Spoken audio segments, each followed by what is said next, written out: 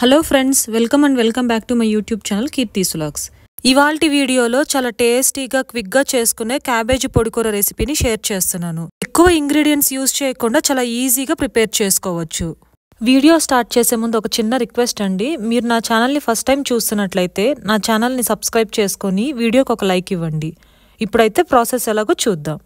First ఈ cabbage పొడికూర కోసం ఒక పొడిని తయారు చేసుకుందాం.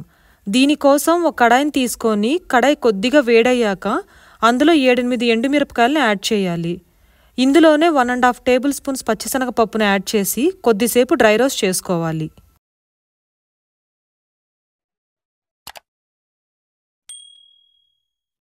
ఈ పచ్చిశనగపప్పు కొద్దిగా వేగాక ఇందులో 1 టీ స్పూన్ జీలకర్రను యాడ్ చేసి ఒకసారి మొత్తం చక్కగా వేగనివ్వాలి.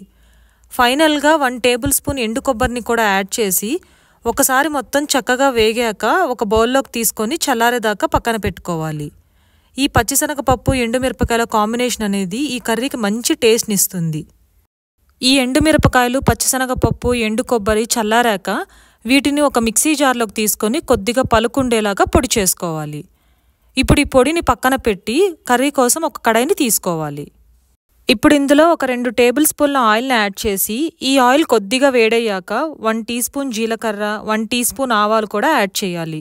ఇందులోనే 2 టీ స్పూన్స్ మినపప్పు, పచ్చిశనగపప్పును కూడా యాడ్ చేసి ఈ తిరగమాత కొద్దిగా వేగాక ఇందులో 2 పచ్చిమిరపకాయల్ని చిన్న చిన్న పీసెస్గా కట్ చేసుకున్నవి యాడ్ చేయాలి. ఇప్పుడు ఈ పచ్చిమిరపకాయలు వేగాక ఒక మీడియం సైజు ఉల్లిపాయని చిన్న చిన్న పీసెస్గా కట్ చేసుకొని యాడ్ చేసుకోవాలి. ఒకసారి మొత్తం చక్కగా కలుపుకొని ఆనియన్స్ కొద్దిగా ట్రాన్స్పరెంట్ అయ్యాక కరివేపాకును కూడా యాడ్ చేసి ఒకసారి మొత్తం కలుపుకోవాలి. ఈ స్టేజ్లో మనం రుచికి తగినంత ఉప్పు, ఒక 1/2 టీ స్పూన్ పసుపుని యాడ్ చేసుకొని ఒకసారి చక్కగా కలుపుకోవాలి.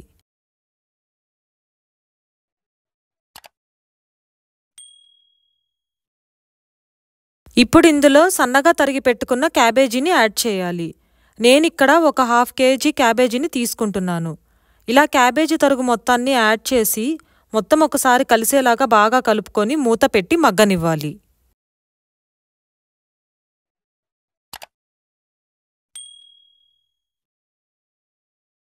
ఫ్లేమ్ని లో టు మీడియంలో ఉంచి అడుగంటకుండా మధ్య మధ్యలో క్యాబేజీని కలుపుకుంటూ ఒక 15 నిమిషాల పాటు మగ్గించుకోవాలి.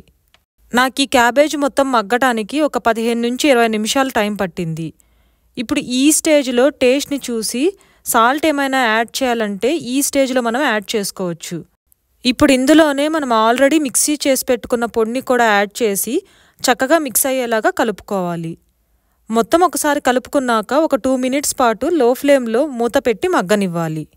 ఒక 2 నిమిషాల తర్వాత మొత్తం ఒకసారి చక్కగా కలుపుకొని కొత్తిమీరతో గార్నిష్ చేసి సర్వింగ్ బౌల్లోకి తీసుకుంటే మన క్యాబేజీ పొడికూర రెడీ. ఇది వేడివేడి రైస్లో తిన్నా బాగుంటుంది, లేదా రసంలోకి సైడ్ డిష్లా తిన్నా కూడా చాలా చాలా బాగుంటుంది. మీరు డెఫినెట్గా ట్రై చేసి మీకెలా కుదిరిందో నాతో కమెంట్ రూపంలో తెలియచేయండి. ఈ వీడియోని లైక్ చేసి మీ ఫ్రెండ్స్ అండ్ ఫ్యామిలీ మెంబర్స్తో షేర్ చేయండి. అలాగే నా ఛానల్ కీర్తిస్ వ్లాగ్స్ని సబ్స్క్రైబ్ చేసుకొని పక్కనే ఉన్న బెల్ ఐకాన్ని క్లిక్ చేయడం వలన నేను ఫర్దర్గా పెట్టే వీడియోస్ మిస్ కాకుండా మీకు నోటిఫికేషన్స్ వస్తాయి. మళ్ళీ నెక్స్ట్ వీడియోలో కలుద్దాం.